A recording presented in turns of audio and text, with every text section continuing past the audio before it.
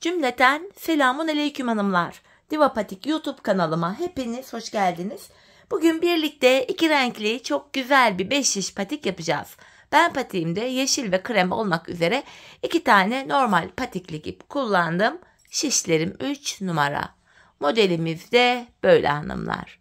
Çok güzel, çok şık bir model oldu. Bu şekilde yakından göstereyim. Patiğimizin tabanı, kenarları, topuk kısmı, model böyle.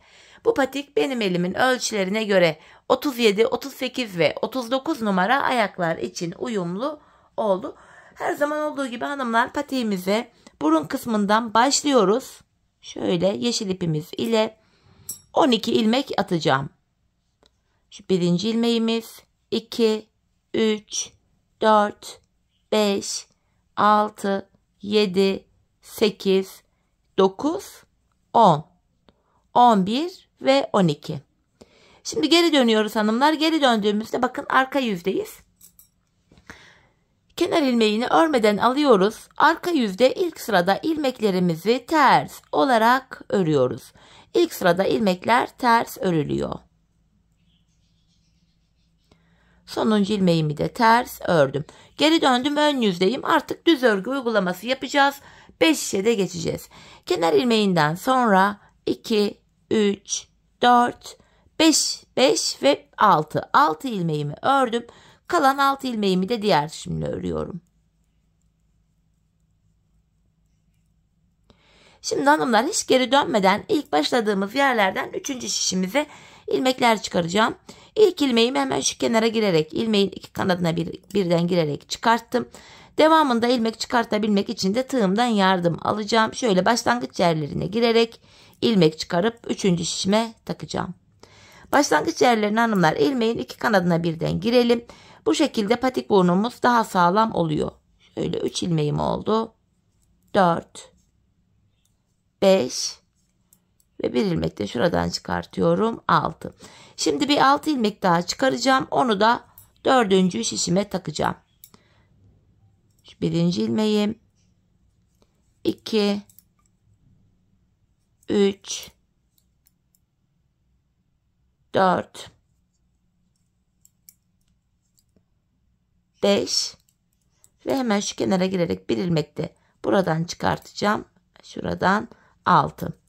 Böylece 4 şişimizde de 6'şar ilmeğimiz oldu. 5. şişimi aldım. İlmeklerimi bir sıra düz olarak öreceğim. 5 şiş patikte bir sıra dediğimiz olay şudur. 4 şişimizdeki ilmeklerimizi de örüp tamamlayınca bir sıra örmüş oluyoruz. İlk şişimi ördüm. Boşalan şişim ile sıradaki şişteki ilmeklerimi öreceğim. 2. şişimdeyim. 5 şiş patik böyle dolana dolana örülüyor. 3. şişime geldim. Yine buradaki ilmeklerimi de örüyorum.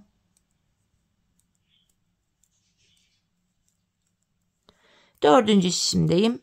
Buradaki ilmeklerimi de yine düz olarak örüyorum. Evet, bir sıra ilmeklerimizi düz ördük. Tekrar ilk şişimizdeyiz. Artırma işlemine bu aşamada başlayacağız hanımlar. Artırma işlemini patik burnunda şu sağ ve sol kenardan yapıyoruz. Şu orta kısımlardan artırma yapmıyoruz. İlk şişimdeyim. Kenarımız sağ tarafta. 2 ilmek örüyorum. Ardından 2. ilmeğimin altındaki hemen şuradaki ilmeğimin kenarına girip buradan aldığım ilmeğimi de düz ördüm. Artırmamı yaptım. Kalan 4 ilmeğim düz örülüyor. Böylece burada 7 ilmek oldu. 2. şişime geldim. Kenarımız sol tarafta. Son 2 ilmeğim kalana kadar öreceğim. Sondan 2. ilmeğimin altına girerek buradan aldığım ilmeğimi de düz ördüm. Kalan 2 ilmeğim düz örülüyor. Böylece burada da 7 ilmeğimiz oldu. 3. şişime geldim. Kenar başta.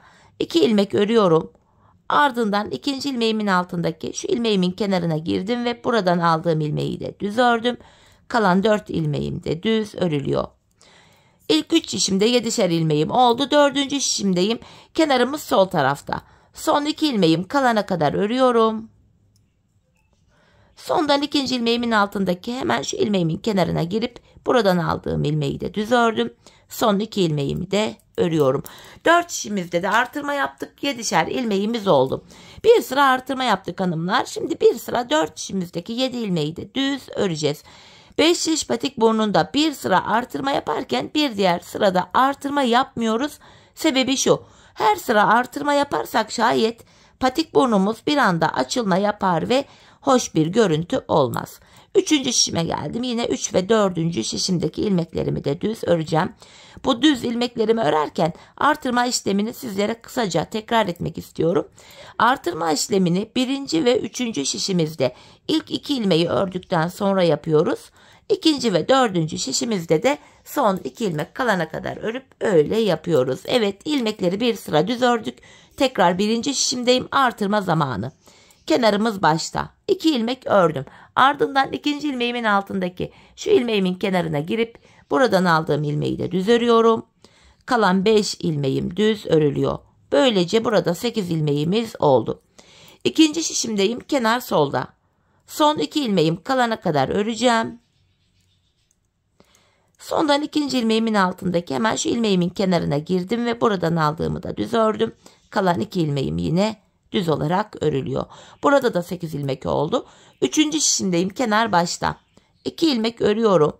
Ve 2. ilmeğimin altındaki hemen şu ilmeğimin kenarına girip buradan aldığımı da düz ördüm. Kalan 5 ilmeğim düz örülüyor. İlk 3 şişimde 8'er ilmeğim oldu. 4. şişimdeyim. Kenar solda. Son 2 ilmeğim kalana kadar öreceğim. Ve sondan 2. ilmeğimin altındaki yine şu ilmeğimin kenarına girip buradan aldığımı da düz örüyorum. Kalan 2 ilmeğim düz örülüyor. Bir sıra artırma yaptık ve şişlerimizde 8'er ilmeğimiz oldu. Şimdi bir sıra 4 şişimizdeki 8 ilmeği de düz öreceğiz. Sonraki sıra artıracağız. Düz öreceğiz, artıracağız. Patik burnunu bu şekilde tamamlayacağız. Hanımlar, ben bu patiğimde her bir şişimde 15'er ilmeğim olana kadar artırmalarımı yaptım. Ardından modelimi kurdum. Model biraz toplayan bir model. Artırma yaparken bunu da göz önünde bulunduralım. Şimdi hep birlikte artırmaları yapalım gelelim. Ardından birlikte modele başlayalım. Evet hanımlar, her bir şişimde 15'er ilmeğim olana kadar artırmalarımı yaptım geldim. Artırmalardan sonra bir sıra düz örmedim. Hemen modele geçeceğim. Şu kalem ipimi, yeşil ipimi öncelikle düğümlüyorum. Şöyle ipimi yaklaştırdım. Hanımlar, modelimiz 4 sıradan oluşuyor. Her 4 sırada bir modelimizi renk değiştirerek kuruyoruz. İlk modelimizi krem ipimiz ile yapacağız. Öncelikle modelimizde 1. sıramız. İlk ilmeğimi ters örerek başlıyorum. 1 ilmek ters ördüm. Modelin devamında şöyle yapıyoruz hanımlar. 2 ilmek düz örüyorum. 2 ilmek ters. Bu şekilde ilk ilmeği ters örerek başladık. Yanına 2 düz 2 ters. 2 düz. Şöyle 2 ters. 2 ilmek düz örüyorum. 2 ilmek ters örgü. 2 tane düz ördüm. İkinci şişimden devam ediyorum. 2 ters örüyorum buraya da. Yeniden 2 ilmek düz. 2 ters. Tekrar 2 düz. 2 ters. 2 düz. Hemen şuradaki 2 ilmeğimi de ters örüyorum. Devamında yine 2 düz. Şu 1. Üçüncü şişime geldim. 2. düz ilmeğimi buraya ördüm. Devamında yine 2 ters 2 düz öreceğiz. Aynı işlemi 4 şişimizde de yapacağız hanımlar. 2 ters örüyorum. 2 düz. 2 ters. 2 düz. Şöyle 2 ters ördüm. 4. şişime geldim. 2 düz diye devam ediyorum. 2 tane ters örüyorum. Yeniden 2 ilmek düz. Şöyle 2 tane ters. Böyle devam ediyoruz hanımlar.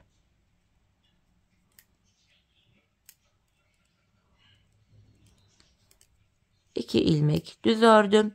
Ve sonuncu ilmeğimi ters ördüm. İlk şişimdeki ilk ilmeğim de tersti. Dördüncü şişimdeki son ilmeğim de ters. Böylece iki ters yan yana denk geldi.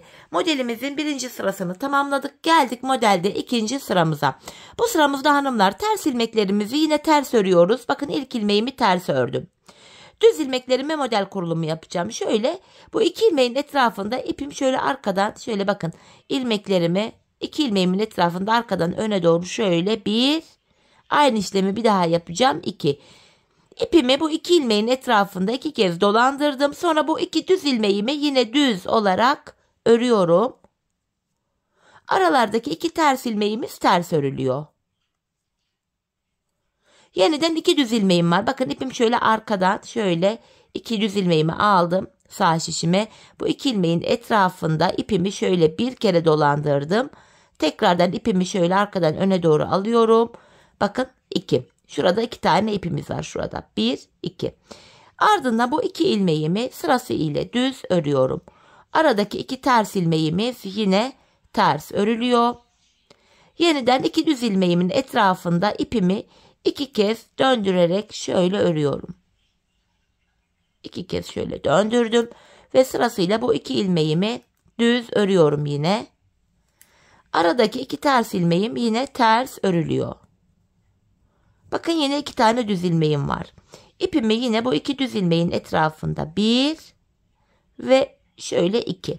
2 kez döndürüp bu ilmeklerimi sırasıyla düz örüyorum. Böyle. İkinci şişime geldim. Yine burada ilk 2 ilmeğim ters örüyorum.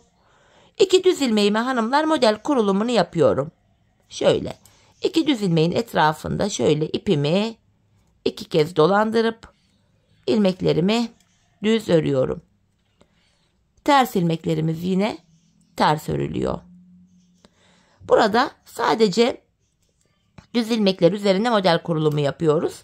2 düz ilmeğin etrafında ipimizi 2 kez çevirip ardından bu 2 ilmeği yine düz örüyoruz. Aralardaki 2 ters ilmeğimiz yine ters örülüyor. Düz ilmekler üzerine model kurulumunu yapıyoruz burada. Şöyle 2 kez dolandırdım. Bu ilmeklerimin ikisini düz ördüm. Yan yana 2 ilmeğim var. Şöyle ikisini ters ördüm. Tekrardan 2 tane düz ilmeğime model yapacağım. Hanımlar burada bir düz ilmeğim var. 3. şişimden de 2. düz ilmeğimi aldım.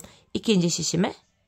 Hemen burada şöyle modelimizi tam yapabilelim diye 3. şişimizden 2. şişimize bir ilmek aldık. Şöyle yine ipimi 2 ilmeğin etrafında çevirip 2 kere bunları düz örüyorum. 2. şişimize de modelimizi yaptık. Geldik 3. şişimize. Burada da yine aynı işleme devam edeceğiz. İlk 2 ilmeğim ters örüyorum. 2 ilmek düzümün etrafında yine ipimi 2 kez şöyle çeviriyorum. Ardından bu 2 ilmeğimi de düz örüyorum. Aynı işlemi 4 şişimizde de uyguluyoruz hanımlar. 2 düz ilmekleri model yapıyoruz. Bakın yine 2 kez döndürüp bu 2 ilmeğimi sırasıyla düz ördüm. Arada 2 ters ilmeğim yine ters örülüyor. Tekrardan bakın 2 düz ilmeğim var. 2 düz ilmeğimin etrafında yine şu ipimi 2 kez döndürüyorum. Ve ilmeklerimi düz örüyorum. Arada yine 2 ters ilmeğim var. 4. ve sonuncu şişime geldim. Burada da devam ediyorum. İlk 2 düz ilmeğime model kurulumunu yaptıktan sonra ilmekleri düz örüyorum. Aradaki 2 ters ilmeğimi yine ters örülüyor. Yine 2 düz ilmeğim var. Bu 2 ilmeğin etrafında ipimi 2 kez döndürdükten sonra ilmekleri düz örüyorum. Aradaki 2 ters ilmeğim ters. İlmeklerimizi örüyoruz. Bu şekilde. Yine arada 2 ters ilmeğimi ters ördüm. Hemen şuradaki 2 modele de yine 2 ilmeğe de yine düz ilmeğe modelimi kurduktan sonra düz örüyorum ilmeklerimi ve sonuncu ilmeğim ters örülüyor. Evet hanımlar, modelin ikinci sırasını tamamladık. Geldik modelde üçüncü sıramıza. Bu sıramızda ilmeklerimizi gördüğümüz gibi öreceğiz. Bakın ilk ters ilmeğimi ters ördüm. 2 düz ilmeğimi düz örüyorum. 2 ters ilmeğimi ters örüyorum. 2 düz. İlmeklerimizi bu üçüncü sıramızda gördüğümüz gibi örüyoruz. 2 düz 2 ters olacak şekilde. Şöyle 2 ilmek düz. İkinci şişimden devam ediyorum. Buradaki 2 ilmeğimi ters örüyorum. 2 ilmek düz. 2 ilmek ters. 2 düz. 2 ters. 2 düz.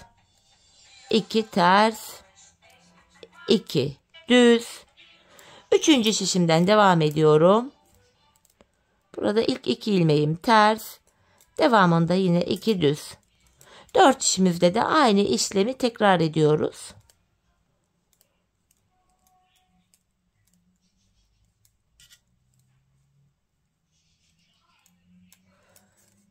Dördüncü şişime geldim. Burada da ilk 2 ilmeğim düz. Yanındaki 2 ilmeğim ters.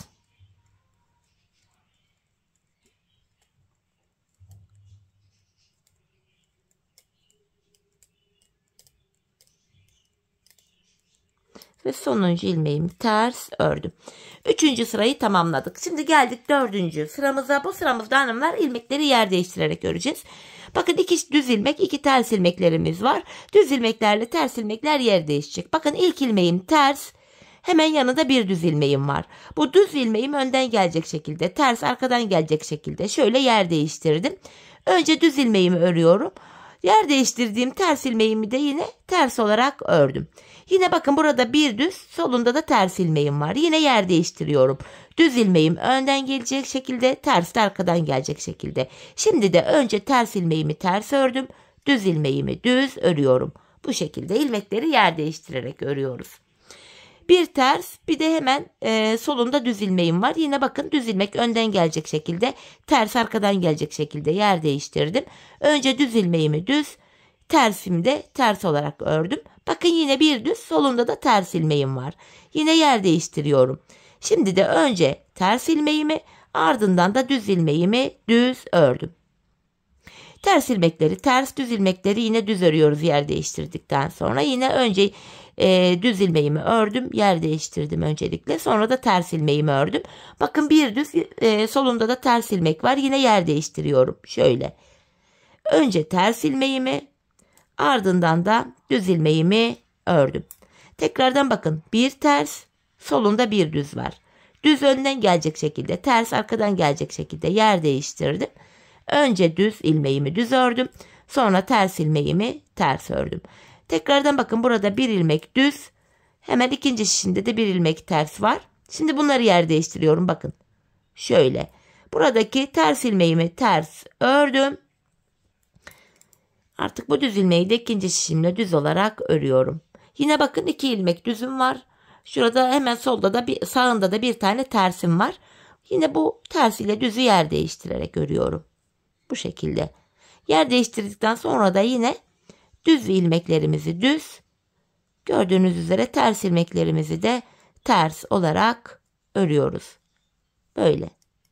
Devam ediyoruz yine model bitene kadar aynı işleme devam edeceğiz. Önce düz, ardından ters ilmeğimi örüyorum. Bakın hemen burada düz ilmek, solunda da ters var. Yer değiştirdim. Yer değiştirdikten sonra da ben sırasıyla önce ters ilmeğimi, ardından düz ilmeğimi ördüm. Model kurulumunu bu şekilde yapıyoruz. Modelimizin dördüncü ve sonuncu sırası bu şekilde hanımlar. Böyle kuruyoruz modeli.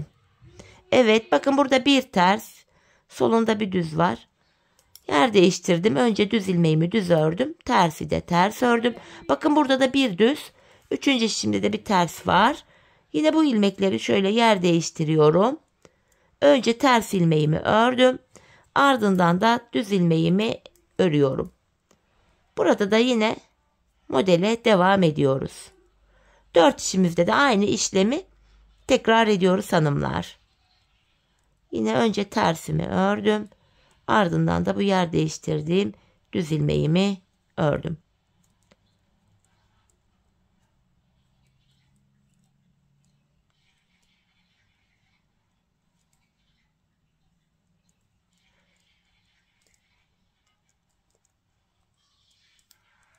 Tekrardan bir ters, solunda bir düz var. Yine ilmekleri yer değiştirdim ve yer değiştirdiğim ilmeklerimin sırasıyla düz olanı düz, ters olanı da ters olacak şekilde böyle örüyoruz. Bakın burada bir ters ilmeğim var. 4. şişindeki ilk düz ilmeğimi aldım.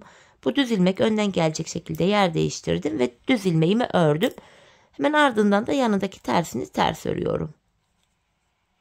Yine burada bir düz ilmeğim daha var. Bunu da solundaki ters ilmekle yer değiştirdim. Önce ters ilmeğimi ters, ardından da yer değiştirdiğim düz ilmeğimi düz örüyorum. Sonuncu şişimizde de modelimizi aynı şekilde örmeye devam ediyoruz. İlmeklerimiz bitene kadar. Önce ters, sonra düzümü ördüm. Hemen yanında bir tane tersim, bir tane de düzüm var. Yine bu ilmeklerimi şöyle yer değiştirdim. Önce düz ilmeğimi düz, ardından da tersi ters ördüm. Bu şekilde.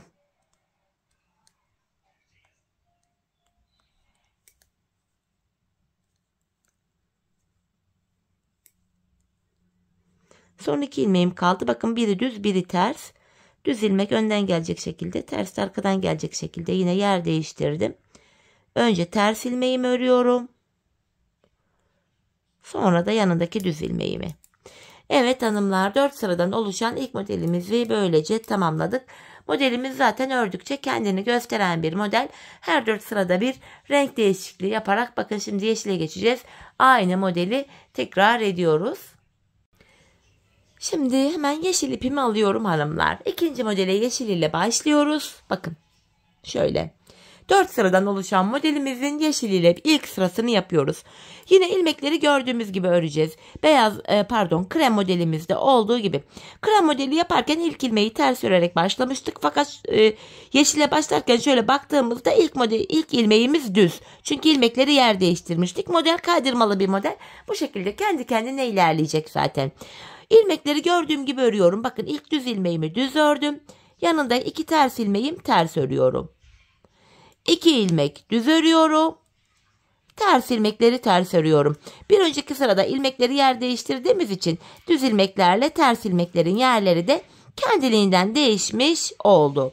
Yine 2 düz 2 ters olacak şekilde ilmeklerimizi örüyoruz. Bakın ilk şişimi ördüm. İkinci şişimde de en son bakın 2 ters örmüştüm. 2 düz 2 ters diye devam edeceğiz. Diğer 3 şişi de tamamlayacağız. Şimdi modelimizin ilk sırasını yeşil ipimiz ile tamamlayalım gelelim. Evet hanımlar, diğer 3 şişimdeki ilmeklerimi de ördüm geldim. Şimdi modelde ikinci sıramızı yapacağız. Bu ikinci sıramızı yaparken modeli tam kurabilelim diye 4. şişimden 1. şişime şu bir ilmeğimi alıyorum. Sonrasında bu ilmeği geri vereceğiz 2 sıra sonra. Şimdi bakın burada bir düz, bu ilk ilmeğimde düzdü, 2 düz ilmeğim var. Yine bu modelin ikinci sırasında bu 2 düz ilmeğimin etrafında yine şu yeşil ipimi bu defa 2 kez şöyle dolandırıyorum. Ardından bu 2 ilmeğimi düz olarak örüyorum. Şu birinci, şu da ikinci ilmeğim. Yine aralardaki 2'şer ters ilmeğimizi ters örüyoruz. Tekrar şu 2 düz ilmeğin etrafında ipimi 2 kez dolandırıyorum. Ardından bu 2 ilmeğimi normal düz örüyorum. Aralardaki 2 ters ilmeğimiz ters örülüyor. Tekrar şu 2 ilmeğimin etrafında ipimi şöyle 2 kez döndürdükten sonra bu 2 ilmeğimi düz örüyorum. Yanındaki 2 ters ilmeğim yine ters örülüyor. Diğer modeli yapalım. 2 düz ilmeğimin etrafında yeşil ipimi şöyle 2 kez döndürdükten sonra bu ilmeklerimi düz örüyorum. Arada 2 tane ters ilmeğimiz var. İkinci şişimizde de yine aynı modeli yapacağız. Bu şekilde hanımlar, diğer 3 şişimizde de modelimizi aynı şekilde örelim. İkinci sıramızı tamamlayıp gelelim. Evet hanımlar, diğer 3 şişime de aynı şekilde modelimi kurdum geldim. Şimdi tekrar birinci şişimizde ve modelde 3. sıradayız. 3. sıramızda ilmekleri gördüğümüz gibi örüyoruz. 2 düz ilmeğimi düz ördüm. 2 ters ilmeğimi ters örüyorum. İlmekleri gördüğümüz gibi örüyoruz. 2 düz, 2 ters. 2 ilmek düz, 2 ilmek ters. 2 ilmek düz, 2 ilmek ters. Bu şekilde 2 düz 2 ters öreceğiz. Diğer 3 şişimizde de ilmeklerimizi bu şekilde örelim gelelim. Evet hanımlar, diğer 3 şişime de modelimi yaptım geldim. Şimdi tekrar ilk şişimizdeyiz. Modelimizde 4. sıradayız. Bu sıramızda hanımlar 2. sırada aldığımız bu ilmeği, bir ilmeği tekrar 1. şişimizden 4. şişimize geri iade ettik. Şimdi modelde 4. sıramız hanımlar, ilmeğimizi iade ettik. Krem ile model yaparken ilmek alıp verme olmuyor. Yeşil rengimizle model yaparken bile ilmekleri alıp veriyoruz sadece. Şimdi bakın, burada ilk ilmeğim düz, yanındaki ilmeğim ters. Yine ilmekleri yer değiştiriyorum. Bakın, düz ilmeğim önden gelecek şekilde, ters arkadan gelecek şekilde. Ardından önce ters ilmeğimi ters ördüm, ardından düz ilmeğimi düz örüyorum. Tekrardan bakın, bir ters, solunda da bir düz ilmeğim var. Düz önden gelecek şekilde, ters de arkadan gelecek şekilde yer değiştirdim. Burada önce şu düz ilmeğimi, ardından da ters ilmeğimi örüyorum. Tekrardan bir düz, solunda da tersim var. Yer değiştirdim. Önce ters, sonra da düz ilmeğimi örüyorum. Önemli olan, düz ilmekler önden gelecek, tersler de arkadan gelecek şekilde yer değiştireceğiz. Yeniden bir ters, yanında da düz ilmeğim var. Yer değiştirdim. Önce düz, sonra ters ilmeğimi ördüm. Düzleri düz, tersleri ters örüyoruz. Tekrardan yine ilmekleri yer değiştirdim. Burada da önce ters, sonra da düz ilmeğimi örüyorum. Model kurulumunu yine kremde nasıl yaptıysak yeşilde de aynı şekilde yapıyoruz. Bakın, bu şekilde yer değiştirdim. Burada yer değiştirdikten sonra, hatta hatalı yer değiştirdim. Çok pardon. Önce düz ilmeğim önden gelecekti. Şöyle yer değiştiriyorum. Düz önden, ters arkadan gelecek şekilde. Önce ters, ardından da düz ilmeğimi örüyorum. Hemen yanında bakın, bir ters ilmeğim var. Düz ilmeğimi bu ikinci şişimden aldım. Yer değiştiriyorum. Burada önce düz ilmeğimi ördüm. Ters ilmeğimi de ikinci şişimde ters olarak öreceğim. İlmekleri bu şekilde yer değiştirerek öreceğiz hanımlar. Diğer 3 şişimizde de bu şekilde modelimizi tamamlayalım gelelim. Evet hanımlar, ilmeklerimi hepsini ördüm geldim. 4 sıradan oluşan ikinci yeşil modelimizi bitirdik. Yine aynı işleme kremle devam ediyoruz hanımlar. Bakın, burada ilk ilmeğim ters. İlmekleri gördüğümüz gibi öreceğiz. Krem modeller aynı şekilde yapılıyor. Tersi ters örüyorum. Yanındaki 2 düz ilmeği düz örüyorum. Devamında yine 2 ters 2 düz olacak şekilde ilmeklerimizi örüyoruz. Hemen 2 düz 2 ters. Bu şekilde.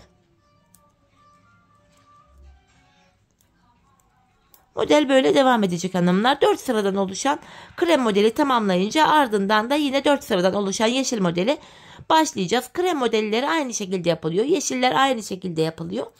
Kafanız karışmasın diye hem krem hem yeşil modeli baştan sona sizlere anlattım. Hanımlar, ben bu patiğimde toplamda 1, 2, 3, 4, 5, 6, 7 tane model yaptım. Birinci modelim krem, ikinci yeşil, üçüncü krem, dördüncü yeşil, 5. krem, 6. yeşil, 7. krem. Bu şekilde toplamda 7 tane model yaptım. Bu da tam oldu ayağı. Şimdi hep birlikte patiğimizin bu ön bölümünü, modelimizi kuralım gelelim hanımlar. Ardından birlikte bilek bölümüne geçeceğiz.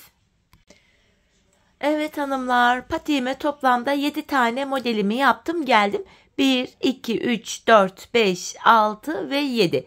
Modelli tarafı bitirdik. Şimdi bilek ayrımı yapacağız. Fakat öncesinde ilmeklerimizin tamamını ana renk ipimiz olan yeşil ile öreceğiz. Artık bu aşamada da kremi kullanmayacağız.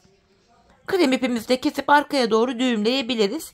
Hanımlar, Model kurulumu yaparken birinci şişten ikinci şişe 2'den 3'e ilmek kaymış olabilir. Yine her şişe 15'er ilmeğimizi ayırmak gerekiyor. Ayarlayalım yine 15'er ilmeğimizi. Bu şekilde ilk şişimdeki ilmeklerimi ördüm. Hanımlar şimdi 4 şişimizdeki ilmeklerimizi de 2 sıra boyunca, yani 4 şişimizi bir kere öreceğiz. Ardından bir kere daha dolanacağız. 2 sıra örelim gelelim. Evet hanımlar, 2 sıra ilmeklerimi düz ördüm geldim. Şimdi ilk şişimdeyim. Bilek ayrımını yapacağız. Şişimde 15 ilmeğim vardı ilk şişimde. Birinci şişimiz. Son bir ilmeğim kalana kadar örüyorum. Bakın son bir ilmeğim kaldı. Buradaki sonuncu ilmeğim ile ikinci şişimdeki ilk ilmeğimi aldım. Bu iki ilmeği şöyle birbiriyle yer değiştiriyorum. Yer değiştirdiğim ilk ilmeğimi ilk şişimle ördüm. Bilek ayrımında, yani burada ilmekleri yer değiştirerek örme sebebimiz şu: bilek ayrımı yaptığımız yer daha sıkı ve sağlam oluyor. Şimdi patiğimizin şu arka bölümlerine geldik hanımlar. Ben patiğimin bu arka bölümlerine 8'er ilmek haroşa ördüm, şu kenarlara, buralara. Örgümüzün hemen hem arka yüzünde düz örgü örerek ben haroşalarımı elde ediyorum. Sizler ters örgü örerek de haroşaları oluşturabilirsiniz. İkinci şişime geldim. İlk 8 ilmeğim haroşa, bunları düz örüyorum. 4, 5, 6, 7 ve 8. Devamında gelen diğer ilmeklerimi de düz olarak örüyorum. Çünkü patiğimizin ön yüzündeyiz. Hanımlar, artık patiğimizin arka bölümüne geçtik. Arka bölümde ön yüzdeysek eğer düz örgü, arka yüzdeysek de ters örgü uygulaması yapacağız. Sadece kenarlardaki 8'er ilmek haroşamız haroşa örülecek. Şu an ön yüzdeyiz. İlmekleri düz örüyoruz. Bilek ayrımına kadar öreceğim. Ardından geri döneceğim. Geri döndüğümde arka yüzde olacağım için ilmekler ters örülüyor. Şu an taban bölümdeki ilmeklerimizi örüyorum.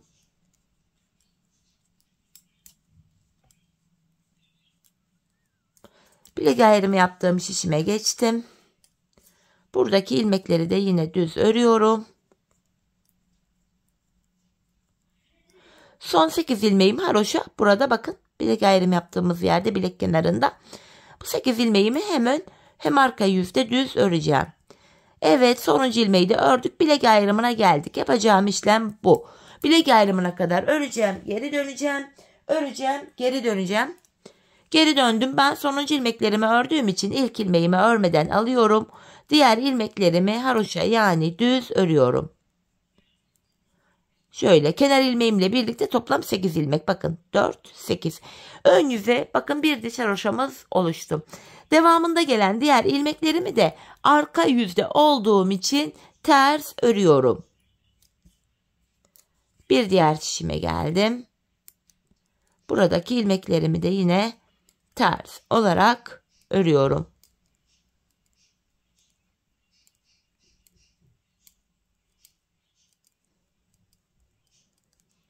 Patiğimizin arka bölümünde yapılacak işlem sadece bundan ibaret. Bilek ayrımına kadar öreceğiz, geri döneceğiz. Öreceğiz, geri döneceğiz. Ön yüzdeysek eğer düz örgü, arka yüzdeysek de şu anda yaptığımız gibi ters örgü uygulaması yapacağız. Sadece kenarlardaki 8'er ilmek haroşamızı haroşa olarak örmemiz gerekiyor. Son şişime geldim. Buradaki ilmekleri de ters örüyorum. Sadece bilek kenarındaki son 8 haroşa ilmeğimi düz öreceğim. Bakın burada son 8 ilmeğim kaldı. Bunlar haroşalarım. Bunları düz olarak örüyorum hanımlar. Bu şekilde. Tekrardan bilek ayrımına kadar geldim, geri dönüyorum. Yapacağımız işlem bu. Bilek ayrımına kadar öreceğiz, geri döneceğiz hanımlar. İşlem bu. Kenar ilmeğim ile birlikte toplam 8 ilmek haroşamı yine düz örüyorum. Devamında gelen ilmekleri de şu an ön yüzdeyim. Düz öreceğim. Arka yüzde de ters öreceğim. İşlem bundan ibaret. Şimdi şöyle baktığımızda hanımlar, patiğimizin şu kenarlarında birer diş haroşamız oluştu. Ben bu patiğimin şu kenarına, bakın şu bölüme toplamda 15 sıra 15 diş haroşa ördüm. Benim ölçüme göre tam oldu. Sizler bu aşamada patiğinizi örerken ayağınıza giyin hanımlar, giyin bir ölçün. Patiğinizin arkasını şu topuğunuzun kenarına gelene kadar örmek zorundasınız. Bu şekilde ayağınıza ölçerek yaparsanız patik ayağınıza tam olur. Şimdi hep birlikte ölçülerimize göre patiğimizin arka bölümünü örelim gelelim. Ardından birlikte topuğumuzu keseceğiz. Evet hanımlar, patiğimin arka bölümünü ördüm geldim. Burada 15 sıra haroşam var. Bu aşamada bilek ayrımından sonra şu bölüm genişlediği için bakın ilmeklerin hepsi şöyle tek şişte duruyor, dümdüz duruyor. Bu aşamada ön yüzden baktığımızda topuk kesiminde bana kolaylık sağlasın diye sol tarafa 26 ilmek ayırdım. Kalan ilmeklerin tamamını da sağ şişime taktım. Şimdi topuğumuzu örmeye başlayacağız. Bu aşamada hanımlar kenardaki 8 ilmek haroşamızı yine haroşa olarak örmeye devam edeceğiz. Patiğimizin arka bölümünde de model bütünlüğü sağlansın diye 8 haroşamı ördüm. Ön yüzdeyim, ilmeklerimi düz olarak ve sayarak örmeye devam edeceğim. 8 haroşamı örmüştüm. 9, 10, 11, 12, 13, 14, 15, 16, 17, 18, 19, 20, 21, 22, 23, 24, 25 ilmeğimi ördüm. 26. ilmekte öndeki ikisini alıyorum. Birlikte keserek örüyorum. 25 ördüm. 26'da kesim yaptım. Zaten sol tarafa da 26 ilmek ayırmıştık. Topuğumuz için orta kısma baktığımızda burada da 7 ilmek kaldı. Bu 7 ilmek her seferinde birer birer kesilecek, eksilecek, bitecek ve böylece topuğumuz oluşacak. Şimdi yapacağımız işlem şu. Kesim yaptıktan sonra geri döndüm. Arka yüzdeyim. İlk ilmeğimi örmeden alıyorum. Arka yüzde olduğum için diğer ilmeklerimi ters olarak örüyorum. Sadece kenardaki son 8 ilmeğimi haroşa yani düz öreceğim. Bu şekilde son 8 ilmeğim kaldı. Bunlar haroşa. Haroşalarımı düz olarak örüyorum. Geri döndük hanımlar. Tekrar ön yüzdeyiz. Bir önceki sırada yaptığımız işlemin aynısını yapacağız. Yani ilk 25 ilmeğimi öreceğim. 26. ilmekte kesimimi yapacağım. 8 ilmeğimi ördüm hanımlar. 8 haroşamı sayarak devam ediyorum. 9, 10, 11, 12, 13, 14, 15, 16, 17, 18, 19, 20, 21, 22, 23, 24, 25 ilmek ördüm. Yine 26. da şu öndeki ikiyi alıyorum. Birlikte keserek örüyorum. İkinci kesimi yaptım. Baktığımızda burada bir ilmek eksildi. 6 ilmek kaldı. Kesimi yaptık. Şimdi tekrar geri döneceğiz. Arka yüzde ilmekleri öreceğiz. Ön yüzde yine 25 ilmek öreceğiz. 26. da kesimi yapacağız. Biz bu kesme işlemine şu 6 ilmek bitene kadar sizlere gösterdiğim gibi devam edeceğiz. Şimdi hep birlikte patiğimizin topuğunu tamamlayalım gelelim. Evet hanımlar, bu aradaki ilmeklerin bitene kadar patiğimin topuğunu ördüm ve geldim. İlk başta sol tarafa 26 ilmek ayırmıştık. Kesimlerden sonra sağ şişimde de 26 ilmeğim kaldı. Yani her iki şişimizdeki ilmek sayıları da birbirine eşit. Bu aşamada patiğimin düz tarafı içeride, ters tarafı da dışarıda olacak şekilde şöyle ikiye katladım. Bu aşamada ben tığ ile kolay kesim yapabildiğim için tığımı aldım. Tığ numarası çok da önemli değil. Elinize uygun herhangi bir tığ kullanabilirsiniz. İlk kesimim şöyle. Benden taraftaki şişten bir ilmek, ikinci şişten de bir ilmek aldım tığıma. İkisini birden topluyorum. Diğer kesimlerimi de şöyle yapıyorum. Benden taraftaki şişten bir ilmek, ikinciden de bir ilmek aldım. İkinci şişten aldığımı ilk şişten aldığım ilmeğin içinden geçirdim. Tığımdaki ilmeklerimi topluyorum. Benden taraftaki şişten bir ilmek, ikinci şişten de bir ilmek alıyorum. İkinci ilmeği ilkinin içinden geçirdim. Tığımdaki ilmeklerimi topluyorum. Karşılıklı olarak şişlerimizden birer tane ilmek alıyoruz ve ikinci şişten aldığımız ilmeği ilk şişten aldığımız ilmeğin içinden geçiriyoruz. Tığımızdaki ilmeklerimizi topluyoruz hanımlar. Her iki patiğimizin topuğu da aynı yöne, aynı şekilde kesiliyor. Bu şekilde kalan ilmekleri de keselim gelelim. Evet, ilmeklerimi kestim. Son birer ilmeğim kaldı. Bu aşamada önce benden taraftaki, sonra da ikinci şişimdeki ilmeğimi aldım. Şişler boşa çıktı. Bu 3 ilmeğin üçünü birden topluyorum. 2 tane de zincir çektim ve ipimi kesiyorum. Hemen ipimizin ucunu önce gizleyelim, sonra patiğimize bakalım. Şöyle arka ilmek aralarına girerek ipimin ucunu gizliyorum. Hemen bakalım topuğumuza hanımlar. İşte patiğimizin topu bu şekilde, ayağa giyince şöyle duruyor. Tek taraflı, çok temiz bir görüntüsü var. Hemen düzeltelim patiğimizi. Patiğimiz görüntü itibariyle hanımlar bakın şöyle. Gayet güzel, hoş, şık bir model oldu. Kabartmalı bir model. Ayağa giyince bakın şöyle açılıyor zaten. Hemen makine yağmada giydireyim. Birlikte ayağımızda da görelim. Çok güzel, şık, hoş bir patik oldu hanımlar. Ben çok beğenerek yaptım. Çok severek yaptım. Umarım sizler de patiğinizi benimle birlikte beğenerek, severek yaparsanız, yapacak olanlara da şimdiden kolay gelsin diyorum. İşte hanımlar, patiğimizin mankendeki duruşu da bu şekilde. Çok güzel, kullanışlı, hoş bir model oldu. Çeyiz için de çok uygun. Evet hanımlar, yine birlikte güzel bir modelin daha sonuna geldik. Umarım sizlere faydalı, hoş bir video olmuştur. Yeni modellerde, yeni videolarda buluşmak dileğiyle. Şimdilik hoşça kalın, sağlıcakla kalın.